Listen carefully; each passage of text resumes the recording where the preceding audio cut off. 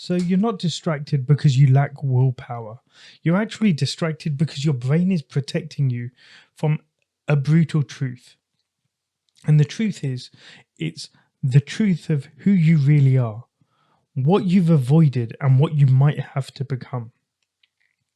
So picture this. Every time you pick up your phone, you start scrolling, you binge watch, or you just fall down another YouTube rabbit hole. You're not just killing time. You're running a sophisticated and unconscious escape plan designed by your brain to keep you safe from your own reality.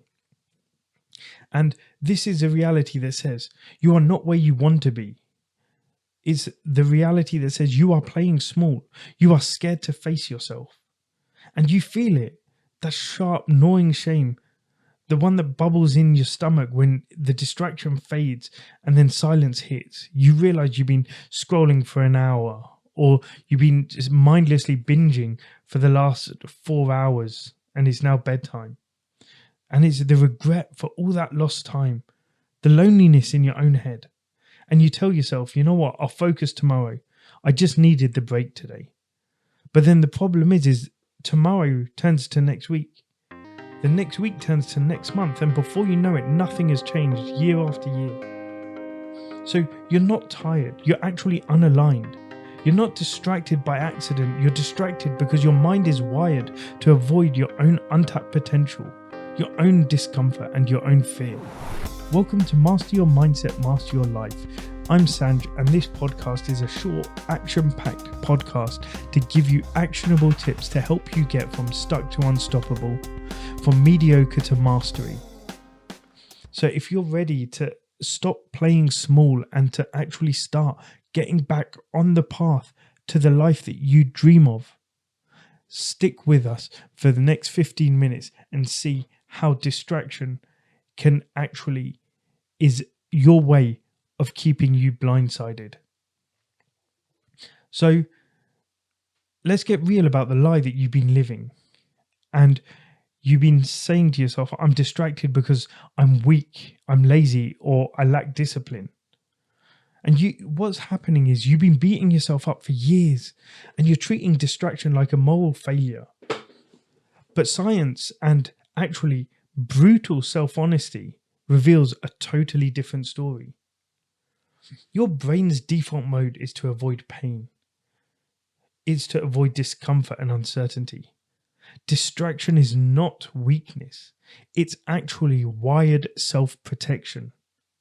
So your internal dialogue may sound like, I can't focus because I'm overwhelmed. I'm too tired. I'm too stressed. I deserve this break. I'm not cut out for this level of work or responsibility. That voice, it's fear masquerading as excuse. So again, I've spoken about this. This is where you need to shift your identity. And the identity shift you need right now is you're not a lazy failure. You're a survival machine and you're stuck in protection mode. And when you realize this, it changes everything, because survival mode isn't sustainable for growth. Survival mode is holding you hostage. It's keeping you where you are.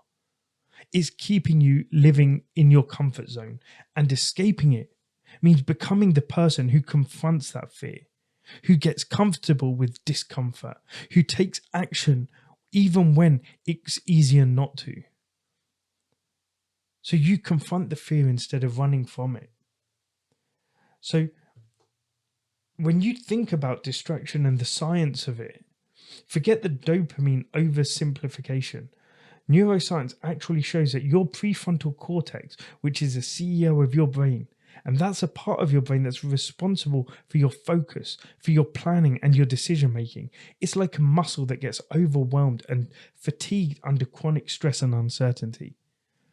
It could be that you're constantly worried about money, your health, or your family, or your job, all this stuff.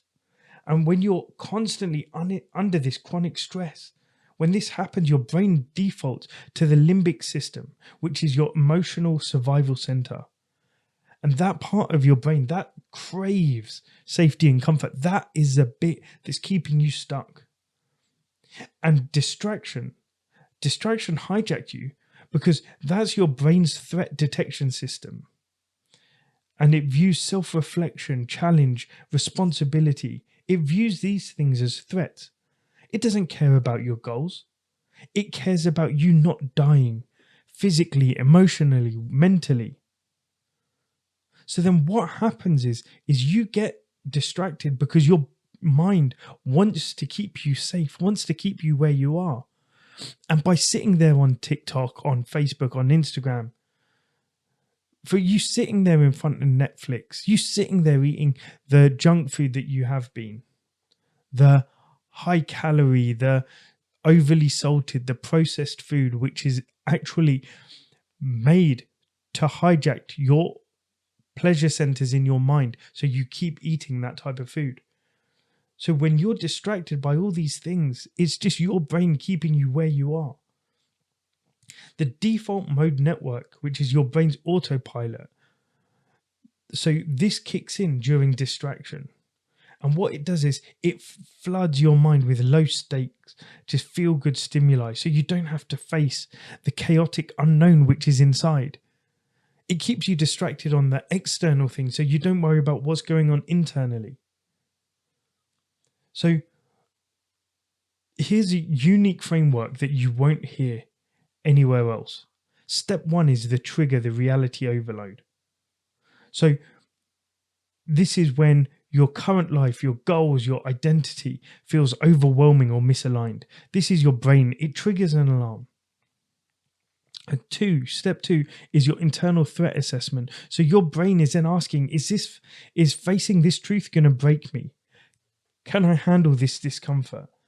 And 99% of the time, the answer is no, because your brain wants safety. So then it moves to step 3, is which the distraction firewall activates. So your brain floods you with impulses to escape. Yeah, this can be scrolling social media, binging TV, procrastination, eating junk food, anything that numbs the pain of that existential discomfort. And then step 4 is you get that temporary relief, but you're stuck in a long-term prison because that distraction relieves pain momentarily. But what that also does at the same time, by keep doing that, you actually end up strengthening your neural pathways, and that reinforces that behavior. That ends up reinforcing your avoidance. So then what happens is step 5 is the cycle repeats itself. So each time then you escape, your brain is hardwiring. Those neural pathways are getting thicker. They're becoming easier for those impulses to go down it. So each time you escape, the brain hardwires this as your response to discomfort. And before you know it, distraction actually becomes a reflex, not a choice. It becomes a habit.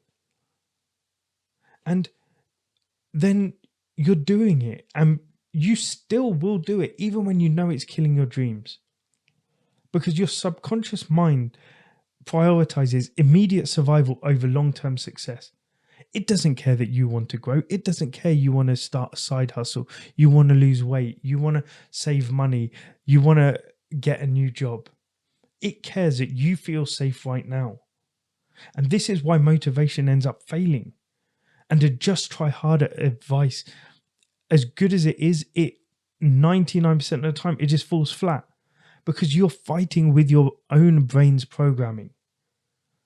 So this is why you need a new identity that commands your brain differently. So you need one that rewires your subconscious to face the discomfort as growth, not a threat. So if you want to shift this and rewire your distraction into power, step 1, recognize the distraction as a symptom, not the enemy. It's a signal that something inside you, it needs attention. Don't fight it. Don't question it. Study it. Understand what it is. What do you need? Step 2 is meet your distraction with a pause and question. Ask yourself, what are you really avoiding? Why are you avoiding it? How long have you been avoiding it? Be ruthless with yourself. Don't hold any punches. Yeah, be totally honest with yourself. Because it's when you become honest and you can become self-aware. When you become self-aware, that's when you really start making a difference. Step 3 is use micro confrontations. So these are deliberate but bite-sized reality checks to weaken that distraction firewalls. So this is, say, 60 seconds of complete silence with no devices. It could be writing down your raw thoughts with no editing in it. It could be declaring one tiny hard truth aloud to yourself. By doing these and by actually committing to these micro confrontations, it builds neural resilience and it teaches your brain that discomfort isn't death. And step 4 is to build an identity anchor. So anchor your sense of self to being the person who meets discomfort head on. Say to yourself, I am the person who faces what others run from. Create your own affirmation, create your own one line, which empowers you, which motivates you. So for the next 72 hours, track your distraction moments with brutal honesty. Keep a pen and paper or on your, I would say use your phone, but you can then go down in another black hole of distraction. So on a piece of paper, write down when you were distracted, why. Whenever you feel the pull to escape, just stop and ask yourself, what am I avoiding? Write it down. Don't judge yourself. Just have it there, because when you can see it there in front of you, that's when it will make the difference, because you become self-aware and then you can start taking action. Then implement a daily 3-minute micro confrontation. No phone, no distractions. Just sit with your uncomfortable truth. And then the third thing is declare your new identity every morning. What affirmation are you going to look at in the mirror and tell yourself every single morning? So this is a point of no return. You're no longer the person who tries to beat distraction anymore. You're the person who owns their reality, no matter how uncomfortable. You're building a brain that is wired for growth, wired for resilience and power, not just comfort and survival. Distraction is not your enemy. It should be a wake-up call. Answer it like the person you are. Own it. If you got something from this episode, let me know what your biggest takeaway was. Let me know what hit you hardest from this episode. And then share this episode with someone you know who's been hiding behind their mask of distraction and needs to hear this. I would really appreciate it if you could help me share this podcast by liking, by sharing, by subscribing, by telling others about it. I really hope you got something from it. Drop me a DM if you would like me to cover any topics at just.live.coaching on Instagram. Otherwise, remember, it's not about you just berating yourself for being distracted. It's about shifting your mindset. When you can shift your mindset and shift your identity, when you shift your identity to master your mindset, you can master your life. Thank you for listening. I'll see you next time.